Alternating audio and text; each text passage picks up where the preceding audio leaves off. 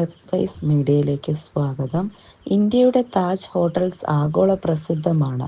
വിദേശികൾ മുതൽ ഇന്ത്യയിൽ ആദ്യം അന്വേഷിക്കുന്ന ടൂറിസ്റ്റ് ഡെസ്റ്റിനേഷനുകളിൽ ഒന്നുകൂടിയാണ് മുംബൈയിലെ താജ് ഹോട്ടൽ.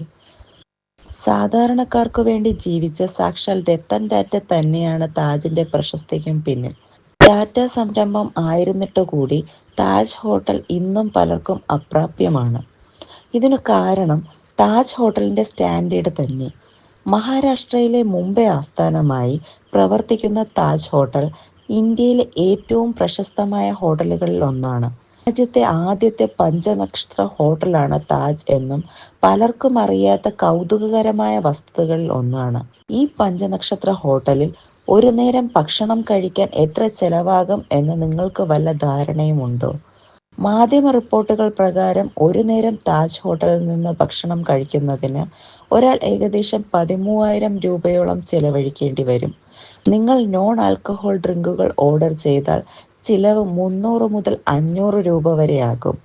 ഓരോ ഭക്ഷണത്തിനും 10,000 രൂപയായിരിക്കും താജിലെ വില. ഇതിനു പുറമെ 1,000 രൂപയുടെ സേവന നികുതിയും 1,800 രൂപയുടെ GSTയും നൽകേണ്ടതുണ്ട്. അതായത് ഒരു നേരത്തെ ഒരാളുടെ ഭക്ഷണത്തിന് ചിലവ് 12,800 രൂപ. ലഹരി പാനീയങ്ങളുടെ വില 1,000 മുതൽ 3,000 രൂപ വരെയാണ്. 1903 ഡിസംബർ 16-നാണ് മുംബൈയിൽ താജ് ഹോട്ടൽ ആരംഭിച്ചത്. ജംഷഡ്ജി ടാറ്റയാണ് ഈ സംരംഭത്തിന് തുടക്കമിട്ടത്. 2008 നവംബർ 26-ലെ മുംബൈ ആക്രമണത്തിന്റെ ഇരയാണ് താജ് ഹോട്ടൽ. താജ് ഹോട്ടലിൽ ഇന്ത്യൻ കമാൻഡോകൾ നടത്തിയ രക്ഷാദൗത്യം. അന്നു ഭീകരാക്രമണത്തിൽ ചരിത്രത്തിന്റെ ഭാഗമായ താജ് ഹോട്ടലിന് വലിയ കേടുപാടുകൾ സംഭവിച്ചിരുന്നു. അപാരമായ അർപ്പണബോധവും ശക്തിയും പ്രകടിപ്പിച്ച രത്തൻ ടാറ്റയാണ് താജിനെ പഴയ പ്രൗഢിയിലേക്ക് വീണ്ടും ഉയർത്തിയത്.